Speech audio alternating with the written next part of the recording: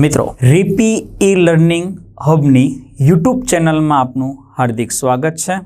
આજે આપણે રસાયણ વિજ્ઞાનનો એક મહત્વનો ટોપિક સંકરણ અને એમાં સંકરણ કેવી રીતે આપણે નક્કી કરશું, કેવી રીતે જોશું, એમાં કેટલા લોન પેર, કેટલા બોન્ડ પેર અને એનો અણુનો આકાર કેવો હોય એ જોવા માટે આપણે જોઈશું એક સૂત્ર છે n = 1/2 VMCA।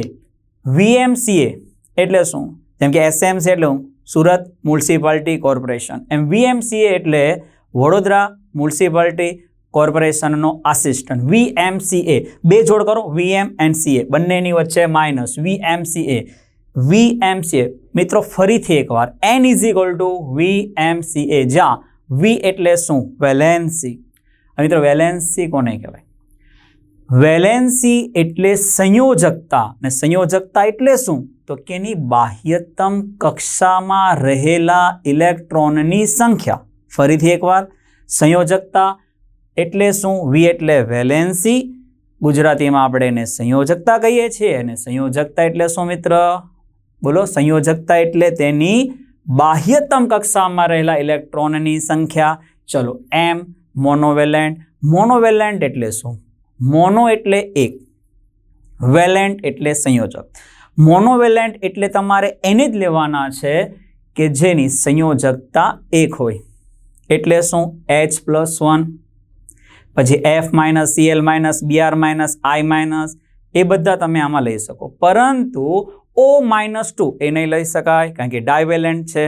N-3 નહીં લઈ શકાય કારણ કે ટ્રાયવેલેન્ટ છે। અર્થાત શોર્ટકટમાં એક જ કે ભાઈ એક હોય તો આપણે એને વેલિડ ગણીશું, એક સંયોજક જેને આપણે કહીશું મોનોવેલેન્ટ। C4 કેટ નહીં, C4 કેટાયન એટલે કે ધન આયન।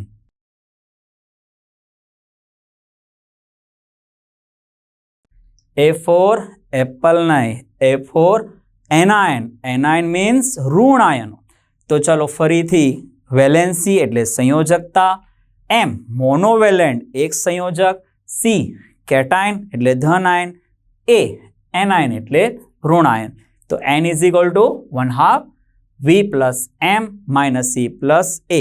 જો આ કેલ્ક્યુલેશન કરતા n બરાબર જવાબ 2 આવે, 2 તો એક S એક P, 3 આવે એક S 2 P એટલે sp2, 4 આવે sp3, 5 sp3d, 6 sp3d2 અને 7 sp3d3। લોન પેર કેટલી છે જોવી? લોન પેર એટલે શું? અબંધકારક ઇલેક્ટ્રોન યુગ્મની સંખ્યા। તો જે આપણો જવાબ છે તે માઇનસ મોનોવેલેન્ટ અને ડાયવેલેન્ટ આ બંને લેવાના, અને ગુજરાતી ભાષામાં કેવું, તેની સાથે જોડાયેલા બધા લઈ લેવાના। અમને સમજાવીશ તમને એક એક્ઝામ્પલ દ્વારા। મીન્સ લોન પેર એટલે શું? આવેલો જવાબ માઇનસ એની સાથે જે જોડાયેલું છે, મતલબ લટકણી, એની સાથે જેટલા જોડાયેલા બધાને લઈ લેવાના, મોનોય લેવાનો, ડાય લેવાનો। એમાં એવું બધી શરત નહીં કે આને લઈ લો આને નહીં લો, બધાને લઈ લો। અને બોન્ડ પેર એટલે શું? એ તમારો જવાબ છે એમાંથી લોન પેર તમે બાદ કરો, એ થઈ ગઈ બોન્ડ પેર। ચલો હવે આપણે ઉદાહરણ દ્વારા જોઈએ। સૌથી પહેલા આપણે આપણા જીવન માટે જરૂરી શું? તો કે પાણી। તો પાણી જ લઈએ ને, પાણીનું સૂત્ર શું? H2O।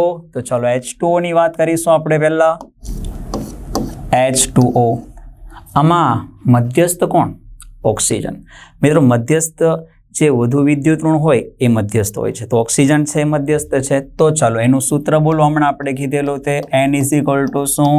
1/2 V + M - C + A। તો ચલો 1/2 વેલેન્સી, ઓક્સિજનની બાહ્યતમ કક્ષામાં કેટલા ઇલેક્ટ્રોન હોય? તો કે ઓક્સિજનની બાહ્યતમ કક્ષાની અંદર 6 ઇલેક્ટ્રોન હોય। તો ચલો આ 6। મોનોવેલેન્ટ, હાઇડ્રોજન પર વીજભાર બોલો H+, તો ગણવાના કે નહીં ગણવાના? ગણવાના, હમણાં તો કીધું કે +1 વાળા હોય તો ગણવાના। મોનો એટલે એક વેલેન્ટ, એક સંયોજક।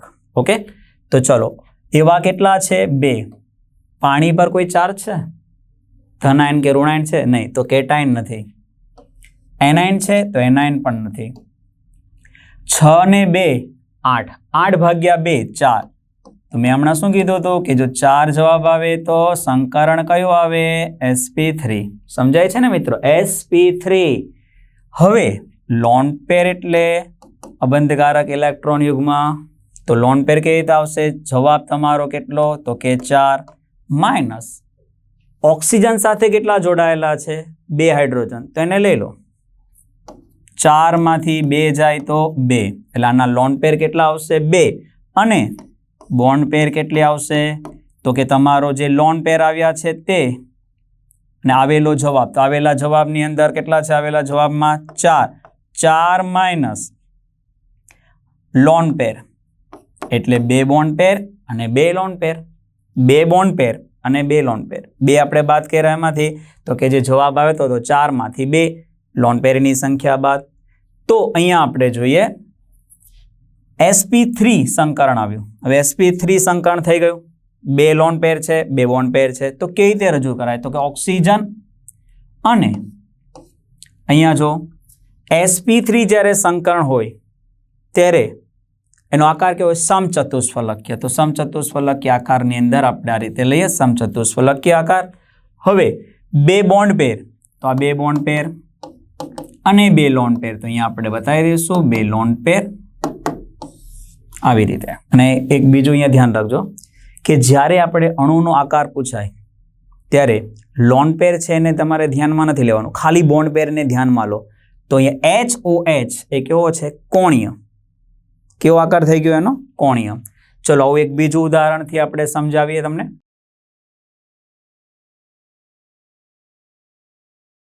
NH3 મિત્રો, હવે આ એમોનિયા છે એનું આપણે જોઈએ. ચલો સૂત્ર બોલો ફટાફટ. હમણાં આપણે હતું તે 1/2 V plus M minus C plus A, VMCA. તો 1/2 વેલેન્સી, તો આ 15મો સમૂહ. પેલું નાના પાર્ટીકલ પાસે ઐશ્વર્યાની છબી એટલે સમૂહ 15, એમાંથી 10 બાદ કરો તો વેલેન્સી આવશે 5 વત્તા મોનોવેલેન્ટ 3. કેટાઇન નથી, એનાઇન નથી, તો 5 ને 3 8, 8 ભાગ્યા 2 જવાબ 4. 4 એટલે sp3. કયું સંકરણ આવશે આની અંદર? sp3. ચાલો લોન પેર એટલે શું? આવેલો જવાબ માઇનસ લટકણિયા, 3 લટકણિયા ગયા એટલે 4 માંથી 3 જાય તો 1 લોન પેર અને બાકીના બોન્ડ પેર હોય એટલે કે તમારો આવેલો જવાબ 4 માઇનસ 1 જવાબ આવ્યો 3. તો ચાલો સેમ એવી રીતે આપણે લઈએ. પહેલા આ કર્યું, સમચતુષ્ફલક રીતે ગોઠવી દેવાના. હવે જો આમાં બોન્ડ પેર 3 એટલે 3 હાઇડ્રોજન લઈ લો અને 1 લોન પેર, તો અહીંયા 1 લોન પેર આપણે મૂકી દઈશું. તો આ થઈ ગયું તમારું NH3 નું બંધારણ. તો એમોનિયાનું બંધારણ તમને પૂછાય તો લોન પેર નહીં લેવાના. તેનો આકાર કેવો છે? આ તમને કોના જેવો આકાર લાગે છે? પિરામિડ. કેવો આકાર થઈ ગયો? પિરામિડલ આકાર થઈ ગયો. તો આ રીતે વસ્તુ તમે જોઈ કે આપણું સૂત્ર કેટલું કામ આવે છે, એમાં કેટલા લોન પેર, કેટલા બોન્ડ પેર, કયું સંકરણ જોવા મળે છે, એ બધી વસ્તુ તમને ખ્યાલ આવવો જોઈએ. તો મિત્રો કેવું રહ્યું આમાં?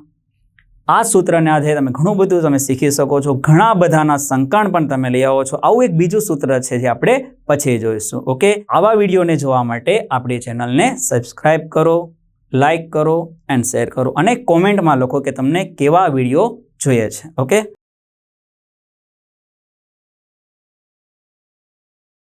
Z ઇફેક્ટિવ એટલે કે સ્ક્રીનિંગ અચળાંક સિગ્મા અને અસરકારક કેન્દ્રીય ભાર Z ઇફેક્ટિવ વિશે આપણે જોઈએ. ચાલો, તો એમાં આપણને ખ્યાલ જ છે કે ભાઈ જો આ પરમાણુ છે, ઓકે, આ એની કક્ષાની અંદર રહેલા ઇલેક્ટ્રોન છે. તો આ જે બાહ્યતમ કક્ષામાં રહેલો જે ઇલેક્ટ્રોન છે એ બાહ્યતમ કક્ષામાં રહેલો ઇલેક્ટ્રોન એ કેન્દ્ર પ્રત્યે શું અનુભવે? તો કે આકર્ષણ. અને અહીંયા જે અંદરની કક્ષામાં રહેલો જે આ ઇલેક્ટ્રોન જે છે એ આ ઇલેક્ટ્રોન પ્રત્યે ઇલેક્ટ્રોન વચ્ચે શું હોય? તો ઇલેક્ટ્રોન વચ્ચે અપાકર્ષણ હોય. તો મિત્રો આ આકર્ષણ અને આ અપાકર્ષણ, તો હવે સ્ક્રીનિંગ અસર તો તમને બધાને ખ્યાલ જ છે કે ભાઈ અંદરની કક્ષામાં રહેલા ઇલેક્ટ્રોન એ બાહ્યતમ કક્ષામાં રહેલા ઇલેક્ટ્રોનનું કેન્દ્ર પ્રત્યેનું શું કરે છે? તો કે આકર્ષણ ઘટાડે છે. એને આપણે શું કહીએ છીએ? શિલ્ડ કરે છે, અથવા તો એને આપણે કહીએ છીએ સ્ક્રીનિંગ ઇફેક્ટ. તો આજે આપણે એ ભણવાનું છે કે ભાઈ હવે અસરકારક કેન્દ્રીય ભાર Z ઇફેક્ટિવ એટલે શું? તો કે જો પહેલો જે છે ન્યુક્લિયર ચાર્જ. હવે ન્યુક્લિયર ચાર્જ તો એમાં પ્રોટોન અને ન્યુટ્રોન હોય ન્યુક્લિયસમાં. તો પણ ન્યૂટન તો ચાર્જ વગરનો છે, તો પછી આપણે આ પ્લસ છે એ કોનો લીધો છે આપણે? પ્રોટોનનો. તો ચાલો, પ્રોટોનની સંખ્યાને આપણે શું કહીએ છીએ? પરમાણુ ક્રમાંક. એટલે અહીંયા આપણે લીધું છે Z માઇનસ આ જે એમની વચ્ચે લાગતું જે અપાકર્ષણ છે એ બાદ કરશું તો જ આપણને કેટલું નેટ આકર્ષણ લાગે છે એ જાણવા મળશે. એટલે અહીંયા આપણે શું કરવાનું છે? સિગ્મા બાદ કરવાનો છે. તો મિત્રો આપણને હવે એવો સવાલ થાય કે સિગ્મા એટલે શું? તો સિગ્મા કેવી રીતે આપણે ફાઇન્ડ કરીશું? તો એના માટેનો એક નિયમ છે સ્લેટરનો નિયમ. તો સ્લેટરના નિયમની અંદર જો આપણે આ ભાગ પાડી દઈશું, ક્વોન્ટમાંક પ્રમાણે લખીશું, તો જાઓ 1 2 3 4, 1s અલગથી, 2s 2p, 3s 3p 3d અલગ રાખજો, 4s અને 4p. ક્લિયર? એટલે આ રીતે આપણે પહેલા લખી દેવાનું છે 1s, આ 2 માં 2s 2p, 3 માં 3s 3p અને 3d અલગથી, 4s અને 4p. ખાલી હું યાદ રાખવાનું 3d અલગથી.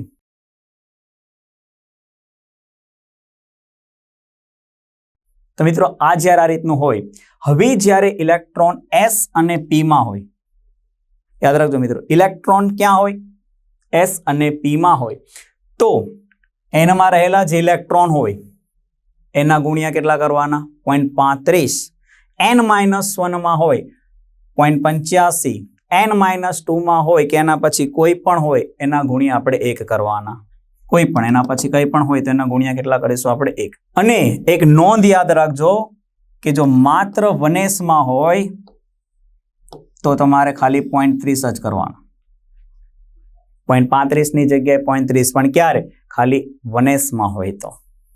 ફોર એક્ઝામ્પલ આપણે જોઈ લઈએ, ધારો કે મારી પાસે 3s છે, તો 3s એટલે અહીંયા n આવ્યું, તો આ n, તો આ n-1, આ n-2, n-1 અને n-2.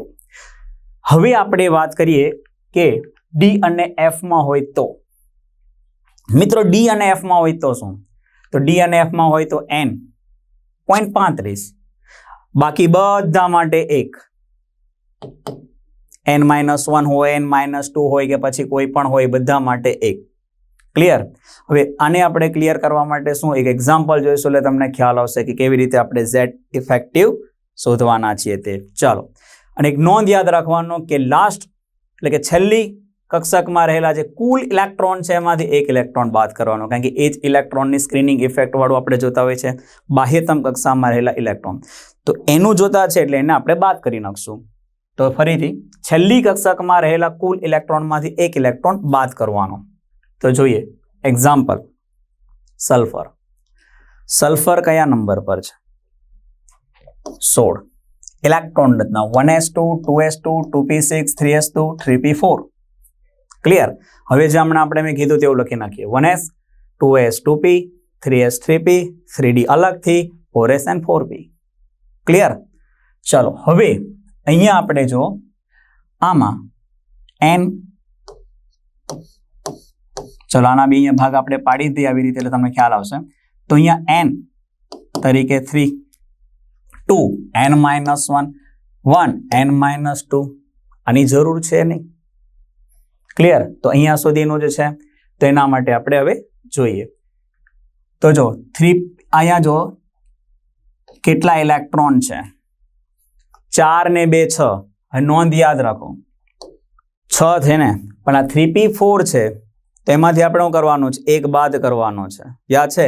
તો આમાંથી આપણે 1 બાદ કરી નાખીશું તો વધશે કેટલા? 5. હમણાં કીધું હતું લાસ્ટમાંથી તમારે 1 ઇલેક્ટ્રોન બાદ કરવાનું, કારણ કે 1 ઇલેક્ટ્રોન તો આપણે ગણીએ છીએ. તો જેનું ગણતા છે એને આપણે શું કરવાનું? બાદ કરી લેવાનું છે. તો ચાલો એને આપણે બાદ કરી લેશું. તો ટોટલ જ્યાં છે ત્યાં n માં 6 ની જગ્યાએ કેટલા લેવાના? 1 બાદ કરો, 5. એને ગુણ્યા કેટલા કરવાના છે? 0.35.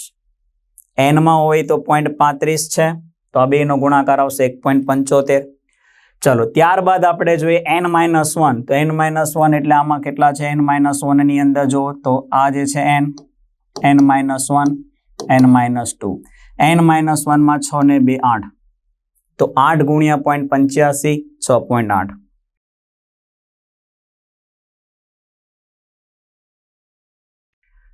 n-2 માં કેટલા છે તો કે 2, 2 ગુણ્યા 1 2, આ બધાનો સરવાળો કરો, જવાબ આવશે કેટલો તમારો 10.55. એ શું આવ્યું તમારું સિગ્મા.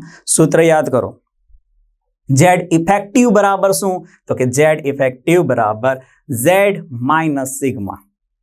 તો Z કેટલો છે 16, સિગ્મા કેટલો છે 10.55. તો આન્સર કેટલો આવ્યો 5.45.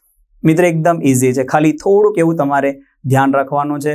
બાકી ક્યાં શું લેવાનું છે, એક નોંધ એક ધ્યાનમાં રાખવાની છે.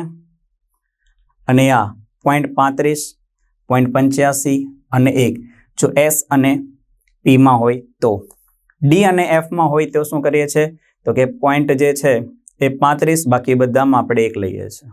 ક્લિયર?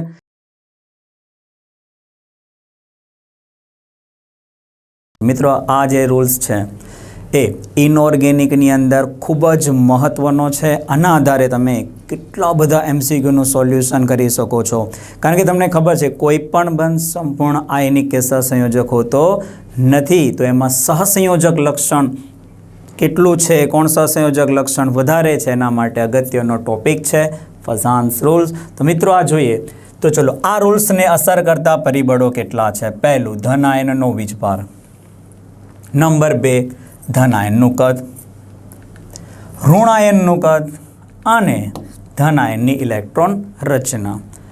તો મિત્રો આ આપણને કઈ જગ્યાએ ઉપયોગી છે, એના દ્વારા આપણે કઈ વસ્તુ જાણી શકીએ તો સહસંયોજક લક્ષણ માટે. તો ચલો જોઈએ. તો સહસંયોજક લક્ષણ એ કોના સમપ્રમાણમાં હોય છે? ધ્રુવીભવન. જેટલું ધ્રુવીભવન વધારે થશે એટલું એનું સહસંયોજક લક્ષણ વધારે હોય છે. મિત્રો બીજું કે એનાથી ફાયદો શું થાય? એકવાર આપણને ખબર પડી જાય કે આ સૌથી વધારે સહસંયોજક છે, તેનું ગલન બિંદુ કેવું હોવાનું છે. જો વધુ સહસંયોજક હોય તો ગલન બિંદુ ઓછું હશે. ઇટ મીન્સ કે ગલન બિંદુ એ સહસંયોજક લક્ષણના વ્યસ્ત પ્રમાણમાં છે. એવી જ રીતે પાણીમાં દ્રાવ્યતા જે છે એ પણ સહસંયોજક લક્ષણના વ્યસ્ત પ્રમાણમાં છે. તો તમને જ્યારે MCQમાં દ્રાવ્યતા વિશે પૂછે, ગલન બિંદુ પૂછે, સહસંયોજક લક્ષણ પૂછે, આ બધું તમને કોણ કહેશે? ફઝાન્સ રૂલ્સ. તો જોઈએ મિત્રો સ્ટેપ બાય સ્ટેપમાં. સૌથી પહેલાં ધન આયનનો વીજભાર. ચલો, ધન આયનનો વીજભાર જેમ વધે એમ ધ્રુવીભવન ક્ષમતા વધે. ઇટ મીન્સ કે ધ્રુવીભવન ક્ષમતા વધે એનો અર્થ શું થયો કે એનું સહસંયોજક લક્ષણ વધશે. મિત્રો ચલો અહીંયા જોઈએ Na+, Mg+2 અને Al+3. મિત્રો અહીંયા જો વીજભારમાં શું થઈ રહ્યો છે? વધારો. હવે વીજભાર વધે છે તો અમે જો એનું પોલરાઇઝેશન પાવરમાં વધારો થાય છે. દેખાય છે? પોલરાઇઝેશન પાવર વધે છે. એને કારણે એનું શું થશે તો કે એને કારણે એનું સહસંયોજક લક્ષણ વધશે. તો જોઈએ આપણે ડેટા. ચાલો અહીંયા તમે જો Na+, Mg+2, Al+3 છે.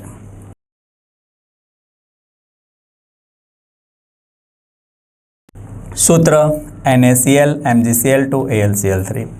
હવે એક્ઝામમાં એવું પૂછાય કે આમાંથી વધુ સહસંયોજક કોણ છે? તો આપણે શું કીધું કે જેમ વીજભાર વધતો જશે એમ ધ્રુવીભવન ક્ષમતા વધતી જશે, એમ સહસંયોજક લક્ષણ વધશે. તો વધુ સહસંયોજક કોણ આવશે? AlCl3. અને સહસંયોજક લક્ષણ વધારે હોય તો ગલન બિંદુ એનું ઓછું હોય. તો અહીંયા ગલન બિંદુ કેવું છે? ઓછું છે. ક્લિયર? તો જ આવા MCQનું સોલ્યુશન તમે આના પરથી કરી શકો છો. બરાબર? આ પહેલો ટોપિક હતો વીજભાર. ચલો હવે બીજા ટોપિક પર જઈએ. કદની વાત છે. ધન આયનનું કદ. મિત્રો ધન આયન જેટલા કદમાં નાના હશે, ધન આયન જેટલા કદમાં નાના હશે એટલું સહસંયોજક લક્ષણ વધારે હોય, એટલે કે એની ધ્રુવીભવન ક્ષમતા વધારે હોય છે. તો જોઈએ અહીંયા છે આપણે બીજો સમૂહ લીધો છે, 2 માજિકા સરબારા Be, Mg, Ca, Sr અને B. તો આ બધામાં તમે જોવો છો સમૂહમાં જેમ તમે ઉપરથી નીચે જાઓ છો એમ કદની અંદર તમે જોઈ રહ્યા છો વધારો થઈ રહ્યો છે. તો કોનું કદ નાનું છે? Be+2નું. તો જેનું કદ નાનું હોય એની ધ્રુવીભવન ક્ષમતા વધારે હોય, એટલે કે તેનું સહસંયોજક લક્ષણ વધારે હોય, અને જેનું સહસંયોજક લક્ષણ વધારે હોય એનું ગલન બિંદુ ઓછું હોય. એનું ગલન બિંદુ ઓછું હોય. ક્લિયર? ચલો નેક્સ્ટ જોઈએ.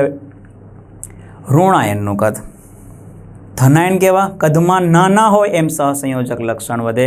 તો ઋણાયન કદમાં મોટા હોય તો એનું સહસંયોજક લક્ષણ વધે. તો જો જેમ ઋણાયન કદમાં મોટો થશે, ધનાયન એટલો ને એટલો રહેવા દીધો છે, ઋણાયન કદમાં મોટો કર્યો છે, તો એનું સહસંયોજક લક્ષણ વધશે. શું વધશે? એનું સહસંયોજક લક્ષણ.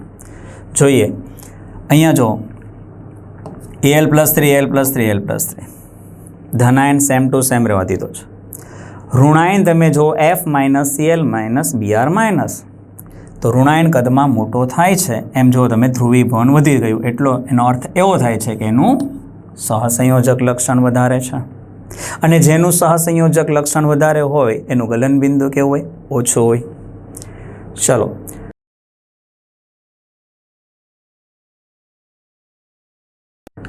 હવે આપણે જોઈશું ધનાયનની ઇલેક્ટ્રોન રચના. મિત્રો આની અંદર એવું છે, જો ઇલેક્ટ્રોન રચનાની આપણે વાત કરીએ, આપણી પાસે છે CuCl અને NaCl. ચલો આ બે ઉદાહરણ આપણે લઈ લઈએ. Cu પર +1 ચાર્જ છે, Na +1 ચાર્જ છે, બંને ધનાયન છે, બંનેના ચાર્જ સમાન છે. ઇલેક્ટ્રોન રચનાની અંદર જો તો આમાં એની જે બાહ્યતમ કક્ષાની અંદર 18 ઇલેક્ટ્રોન છે, આની અંદર 8 ઇલેક્ટ્રોન છે. એનો અર્થ એવો થયો કે જ્યાં 18 ઇલેક્ટ્રોન એટલે કે આર્ગોન 3d10, આ જે ઇલેક્ટ્રોન રચના છે એને આપણે શું કહે છે? Pseudo noble gas. અને આ જે છે એ માત્ર કેવી છે? Noble gas.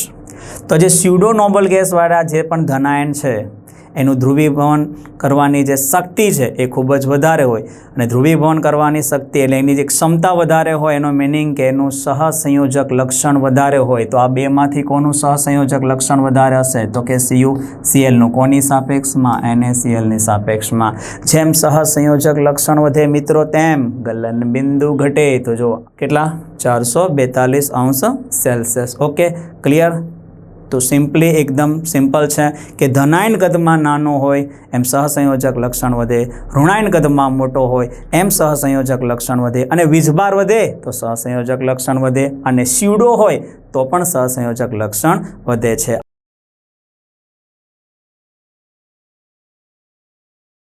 મિત્રો આગળ આપણે જ્યારે બોન્ડ ઓર્ડરની વાત કરેલી, આગળના જે વિડીયો છે એમાં તમે જોશો તો ત્યાં 20 ઇલેક્ટ્રોન સુધી કઈ રીતે કરવું એ તો તમને ખ્યાલ છે કે જો ઇલેક્ટ્રોનની સંખ્યા 14 હોય તો આપણે કીધેલું નાઇટ્રોજન વચ્ચે ત્રિબંધ હોય એટલા માટેનો બોન્ડ ઓર્ડર 3. પછી તમને યાદ જ હશે કે જેમ આપણે ઉપર જઈશું નીચે જઈશું તેમ 0.5 જે છે એ શું કરવાનું છે? ઘટાડતા રહેવાનું છે. એ આપણે ક્યાં લાસ્ટ વિડીયોમાં તમે જોયું છે. તો હવે એવો વિચાર કરો કે ભાઈ ઇલેક્ટ્રોનની સંખ્યા 20થી વધી જાય અથવા કોઈ સસ્પંદનવાળા આવી જાય તો મિત્રો એની આજે આપણે નવી ટ્રીક જોઈશું. તો ચાલો CO3-2, તો આમાં ઇલેક્ટ્રોનની જે સંખ્યાની વાત કરીશું તો આ જે છે એ કામ નહીં આવે. તો શું કરીશું? તો નવી ટ્રીક જોઈશું. ચલો આવી નવી ટ્રીક જોવા માટે આપણી આ જે ચેનલ છે એને સબસ્ક્રાઈબ કરો, લાઈક કરો અને મિત્રો શેર કરવાનું તો ભૂલતા જ નહીં. ચલો આગળ જોઈએ. ચલો તો સૌથી પહેલાં આપણે એનું બંધારણ દોરીશું. હવે જોજો હા, ટેકનિક કઈ છે, કયું સૂત્ર વાપરીશું? તો બોન્ડ ઓર્ડર બરાબર શું? 1 + નંબર ઓફ પાઈ બોન્ડ ના છેદમાં નંબર ઓફ સિગ્મા બોન્ડ્સ. મિત્રો પાઈ બોન્ડ અને સિગ્મા બોન્ડ એ તમને ખ્યાલ છે. ચાલો તો આની અંદર પાઈ બોન્ડ કેટલા છે? તો કે આ પાઈ બોન્ડ 1 અને આ 3 સિગ્મા બોન્ડ છે. તો પાઈ બોન્ડની સંખ્યા કેટલી છે? 1. તો કે 1. સિગ્મા બોન્ડ કેટલા છે? 3.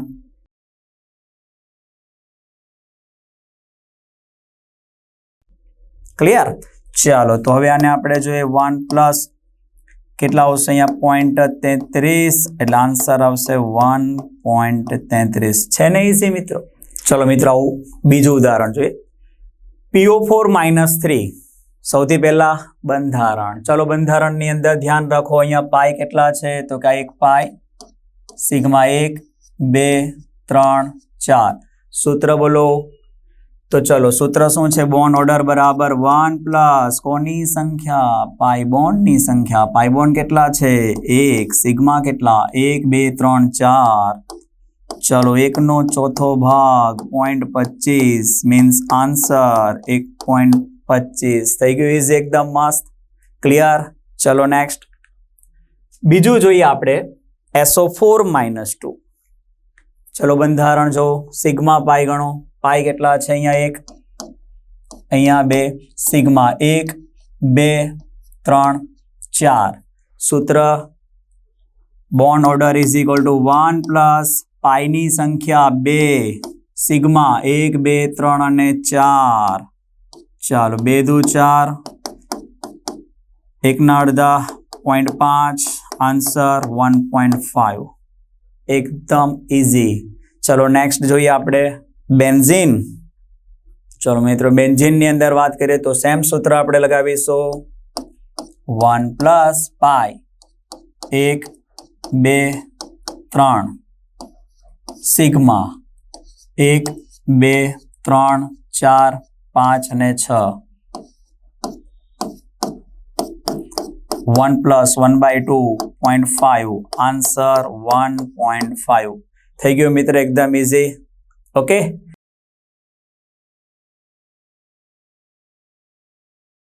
બંધ ક્રમાંક અને ચુંબકીય ગુણ। તો મિત્રો પહેલા આપણે જોઈશું બંધ ક્રમાંક। બંધ ક્રમાંકની અંદર આપણે જોઈએ, ચલો બંધ ક્રમાંક દરેકના મગજમાં છે જ કે નાઇટ્રોજન હોય તો એક નાઇટ્રોજન પરમાણુ બીજા નાઇટ્રોજન પરમાણુ સાથે કેટલા બંધ બનાવે? 3 બંધ। એટલે એનો બોન્ડ ઓર્ડર કેટલો થશે? 3।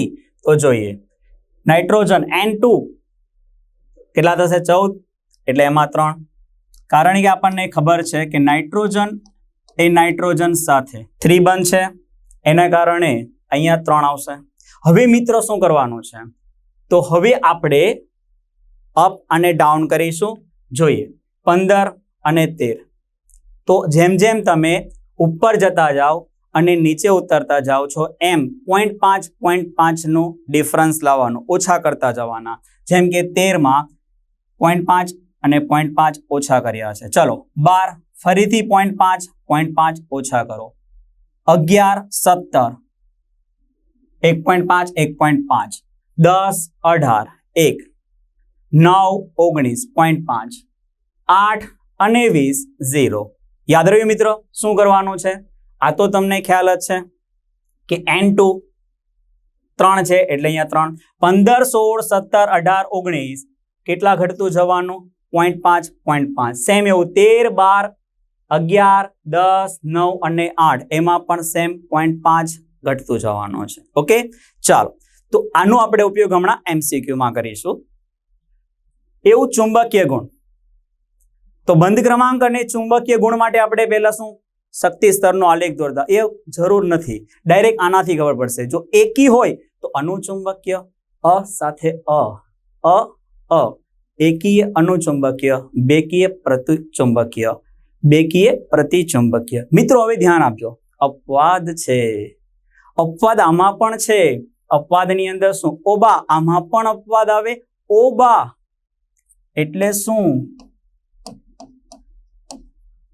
ऑक्सीजन अने बोरोन जे छे एमां अपवाद छे ओबा, ओ अने बा। आमां पण अपवाद आवे, हाँ आमां पण अपवाद आवे। चालो अहींया जो ऑक्सीजन 8 दू 16 અને 5 દू 10। તો જ્યારે ઇલેક્ટ્રોન ની સંખ્યા 10 અને 16 હોય ત્યારે આ કેવી છે? તો કે બેકી છે। બેકી હોય તો હોવું જોઈએ પ્રતિચુંબકીય, પરંતુ આવશે અનુચુંબકીય।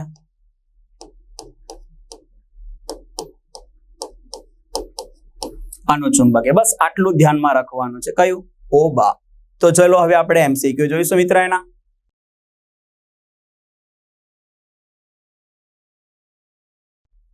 MCQ, નીચેનામાંથી કઈ પ્રક્રિયામાં બંધ ક્રમાંક વધે છે અને ચુંબકીય ગુણ બદલાય છે? તો મિત્ર 4 ઓપ્શન ચેક કરો।